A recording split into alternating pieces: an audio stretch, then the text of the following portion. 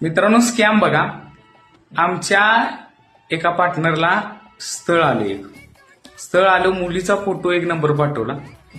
ह्यानं पण आपल्याला लगेच बायोडाटा तिकडे पाठवून दिला मध्यस्थ्याला, त्या वधूवर सूचकाला. त्यानं लगेच सांगितलं की मुलगीला तुम्ही पसंतच आहे, फोटोवरच सांगितलं पसंत आहे म्हणून. मग लगेच त्याला म्हणली तुम्ही इथं पुण्यात असला तर इथं या, लगेच आपण जायचं, पोरगीचा मामा तिथं आहे. ह्यो गेला तिथं त्या माणसाजवळ. तो म्हणला गाडीत आपल्या तेल टाका 500 रुपयाचं, आपण इकडे त्या आळंदीला तिकडे कुठं जायचंय म्हटला. तिथल्या एका सोसायटीत गेली, मामाला भेटली तर मामाला म्हटली तर मामाची गाडी इथं अशी अशी. पोरगी कुठं आहे? तर पोरगी आता तिकडं आहे म्हटली, ती मावशीजवळ. मी म्हणते जाऊ झाला. ती परत गाडीत बसलीत, मावशीजवळ गेलीत तिकडे. गाडीत ह्याच्याकडनं परत 1000 रुपये तेल टाकून घेतलं.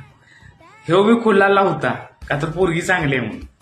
तेल बिल टाकलं, तिथं गेली ती मावशी भेटली. पोरगी दुसरीच धावली बरं का, नाही पोरगीची बहीण आहे, हिचं बी लगीन करायचंय म्हणली ती.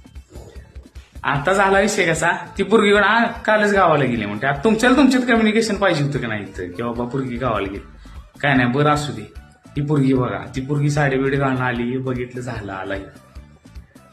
आणि परत मध्येच त्याचा फोन आलाय, आता ह्याच मी गावाला जायचं आहे, ह्यांच्या काय पैसे नाही, पण आपण जरा आपला प्रोत्साहन दाखवू म्हणली ती. तुम्ही 2,000 पाठवा. हे ना आपलं 2,000 पाठवलं. ती म्हणते ती गेलाय मामा आणि ती मावशी गावाला गेले, पोरगीला आणायला गेले. ती बघू आपण काहीतरी करू.